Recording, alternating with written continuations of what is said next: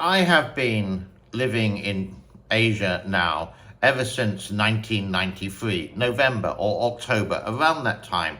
And I would like to talk about my experience in Wuhan way back in 1994. I was invited to work in a nightclub called Hontaian in Chinese. The translation of that is Red Sun Disco. And I knew absolutely nothing about China. The closest I got to China was a Chinese takeaway in my hometown of London. So getting there, I did actually, before I went, I bought the Lonely Planet Guide to China. It was really useful. The book literally was this thick. Yeah? And it told you about the dynasties, but the main thing it did is the do's and don'ts. Don't talk about Chairman Mao. Don't have a girlfriend, it's illegal, or you can have, but just don't get caught, etc., etc.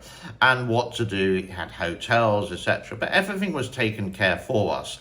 So when we arrived in Wuhan, it must have been June of 1994, we arrived in this very, very old airport, and the security and immigration, well, basically, this was from Hong Kong to Wuhan, was basically a chicken shed. Not much in there, but we were picked up in a very nice car, and inside the car were two beautiful girls. We said, hey, fantastic. Basically, they were my partner and I. My business partner was a guy called Simon. Simon Fox, if you're still listening, hi, how are you? Hope you're still well.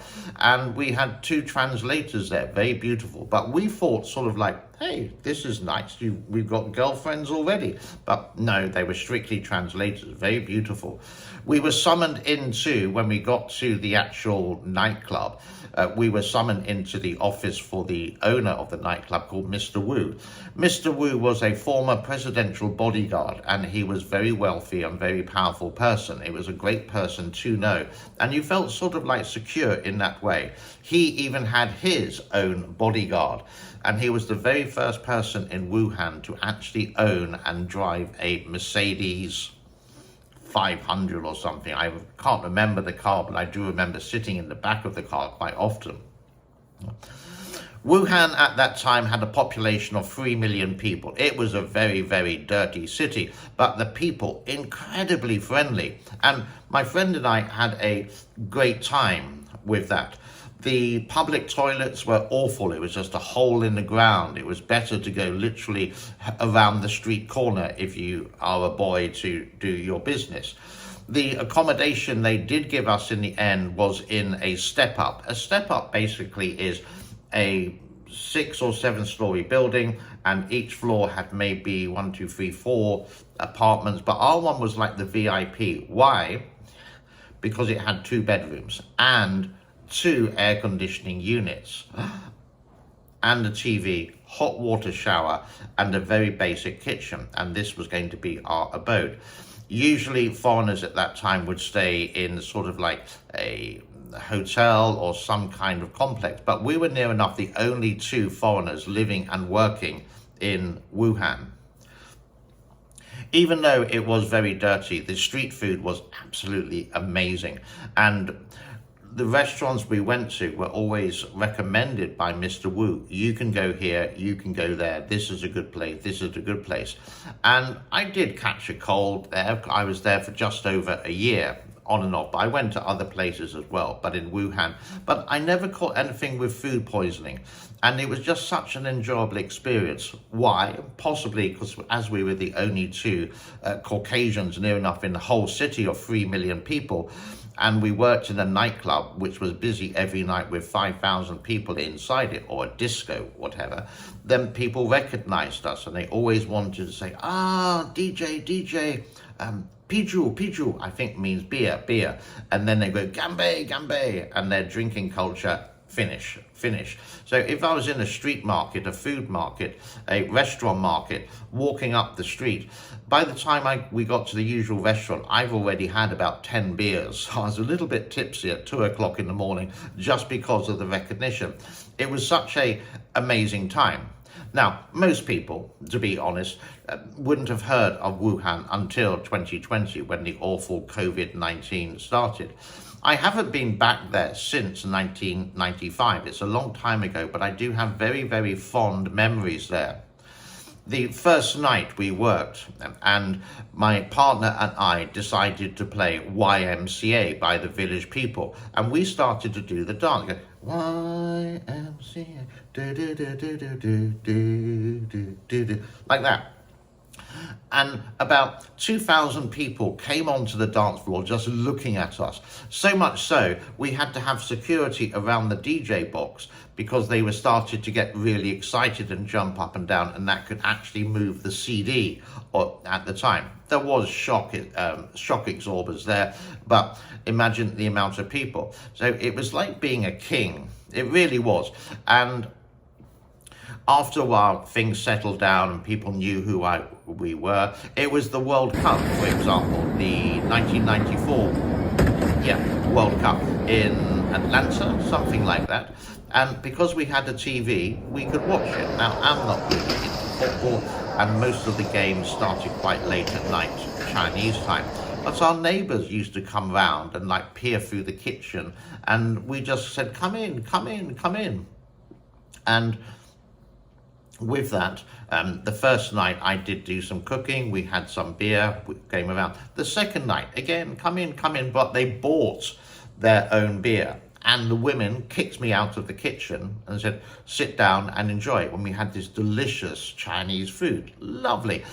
Even though no one spoke English, or our Chinese was very little at the time.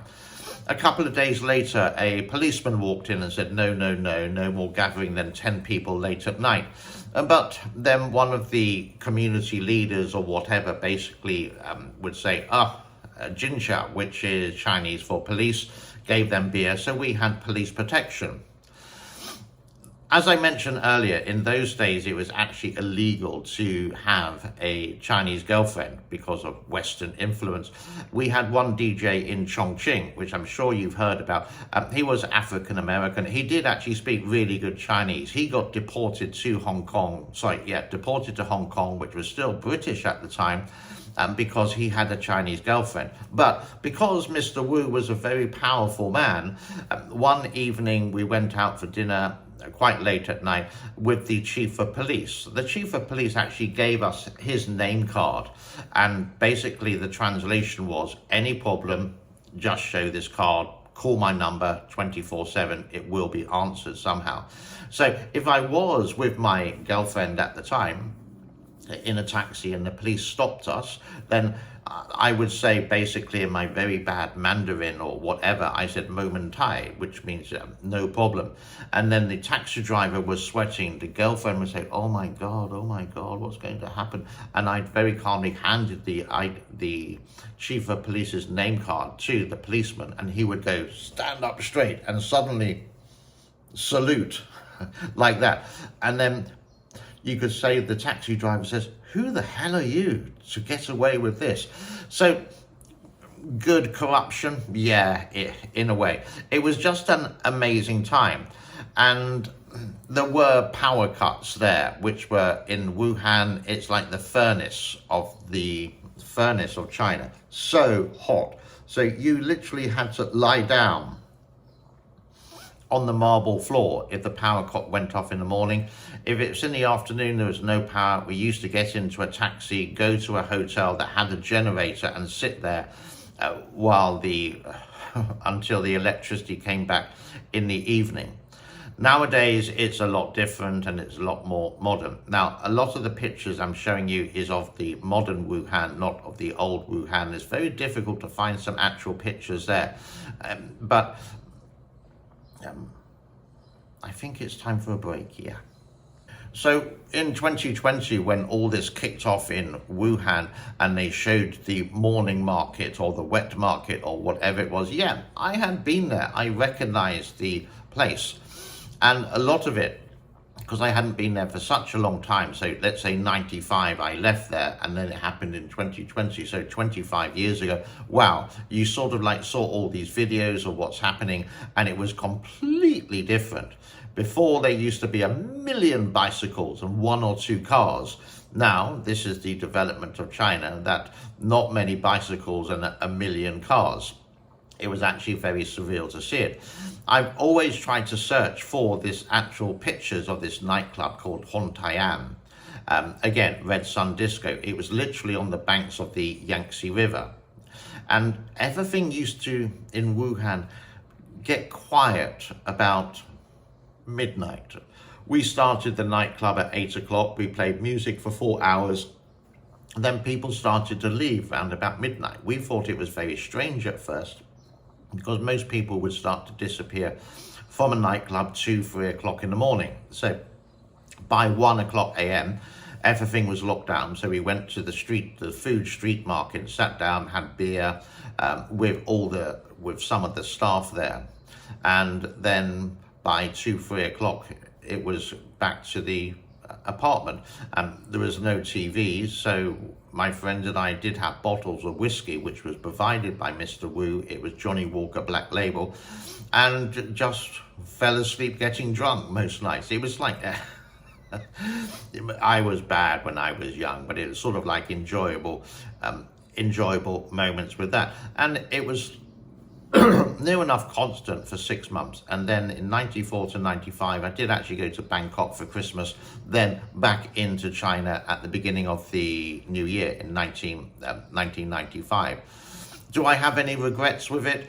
No, it was just an amazing time. I wish I had the photographs to show you, or just the memories, but I do have them all in my mind. Would I live in China or Wuhan now? The answer is no, to be honest. Why? I've sort of mentioned this before. I sort of enjoy the freedom of the internet. I don't want to use a VPN, which is actually illegal in China. I don't really want to be told what to do, when to do it, and how high, which can be the occasion nowadays in China. I'm not a fan at all of the CCP, the Communist Party of China. I'm not a fan of Chinese democracy, if there is such a thing. I'm definitely not a fan of the leader Xi Jinping, because I can only see the bad things which he's done for the country, and there's very few good things. The good things are more of a facade rather than anything else, keeping people certainly happy. And the people of China, I could say, well, if they're not with the CCP, which I think now is how many, 100 million people, but remember there's 1.4 billion people in China, and I think they just accept it, and it's not worth the hassle to talk about it, to put it on social media, because you're only going to get the knock at the door at 4 o'clock in the morning by the police and say, would you like to come for a cup of tea down at the local police station? So Wuhan does have some great memories there, and you could say the beginning of the modern China, where people were invited in to help and to build the country stronger. It's totally changed since those days. As I mentioned before, there was one general secretary, so-called president, the first one after Mao. I always get the name wrong. He was the short guy, basically, who said, let's get rich. And you could say in the 1990s and the 2000s, yeah, it worked really well. And they were doing global cooperation. Is ever since this idiot, and yeah, I am going to call him an idiot, Xi Jinping came to power, then things are just a facade. And he wants it back to the Marxist-Leninist way of how China should be, which is not global cooperation. He smiles and says everything's fine, but behind the cameras, you could say it is a complete facade. And this is unfortunate in China. I hope that he does resign, and there is a new general secretary who could convert back to the old days from the 90s and the early 2000s, how China was, which was really great. It was capitalism under communism way, but communism actually took a back seat. And people in China, I would say, were a lot happier in those days. Now, I am going a little bit off topic, and yeah, I'm doing politics again. But the old days of Wuhan, wow. Would I go back? No. I'm just happy with the memory. Would I go back to Chongqing? No. would I go back to Shanghai? Yeah, it's a possibility, because I got quite a few friends there, and this is where I get my main source of information. But if I'm allowed back, I don't know, because I do these videos about China, because lots of people will do the positive side of China, and they will say they love the CCP, and they don't do it objectively, they do it very subjectively. Well, basically, they can't do the objective way, and because if they do, bye-bye, or disappear, whatever the case. And you can see this with Mr. Jimmy from Apple News, for example, in Hong Kong. So they can't. So I think it's the responsibility of people like on YouTube, like Free China or Serpent ZA or Laowai86 or The China Show or China Uncensored, to even the argument. So this is what China says. They employ many people to say, oh, isn't Chongqing lovely? There's no pollution with the grey sky, blah, blah, blah. But it's up to us to actually do the other side of it. And the information, that's quite challenging sometimes to get, but that's the honesty. And then you, as the viewer, can decide. Every story has two sides of the argument. And you can choose which side you want to choose, which is good for you, which is not good for you. This is democracy in a way, like in America, you have the Republicans, you have the Democrats. In England, you could have the Conservatives and you have the Labour. And you choose democratically. China nowadays manipulates so many different words and employs some very clever people as propagandists to do this. And that's what I sort of dislike about China now. In the old days, the beginning of the new era in China was such a fantastic time. I spent a whole year living and working in China in places like, I was in Wuhan, I was in Chongqing, I was in Chengdu, I was in Harbin, I was in Shanghai. I went to so many different places there as a DJ, just enjoying this new culture and getting used to it. And you wouldn't even think in those days it was communist. But you know, when you saw the policeman who was very strict, then you sort of got a little bit scared, because again, I was quite new to Asia at the time. I think I've rambled on long enough with this, but these are my stories, or some of my stories of my happiness and my enjoyment and some of the things. I will save it for next time. I was actually very close to being deported in Wuhan. Now, I'll tell you now, if anyone's listening still with the story, yeah, your coffee may be close to be finishing. Before I went to China, I had to go to the Chinese embassy in Bangkok and picked up the visas. Didn't really check on it, just there. Got to Hong Kong, no, didn't need, and then the flight into Wuhan, check visa, stamp. But they gave us the wrong visa. So we were summoned to the police station and basically said, sign here, and then you have the consequences. But the actual document was in Chinese, so we didn't say we're going to sign it. No way. Mr. Wu walked in with a cigarette cut out the side there, and in his very bad English, he goes, James, go. And the police couldn't do anything. That's how powerful he was. The story was that he did pay a $10,000 or the equivalent of a $10,000 fine to make sure we had the right visa. So everything got changed. We got the resident visa, we got the work visa, the stamp in our passport, it got changed, etc., etc. And it's make sure, my last bit of advice, when you do go to a communist country, make sure you have the right visas. Don't ever overstay. This was the first time this happened to me. It got close when I was in Vietnam, another communist country, that the visa was incorrect and I had to go back to Singapore to change my visa. And basically, my boss in Singapore wasn't replying to me. So I just took the advantage and said, I'm going to Singapore now. No way am I staying in a communist country with a visa expired. You just don't want to do it. Yeah? There's no exception to the rule. I had the experience, and then I got to Singapore, but my boss shouted at me, but he still couldn't get the understanding of it. He had never been to a communist country before. He'd lived in Singapore. Let's leave it there for today. I hope you enjoyed this little ditty over your coffee, and definitely my coffee has sort of finished here.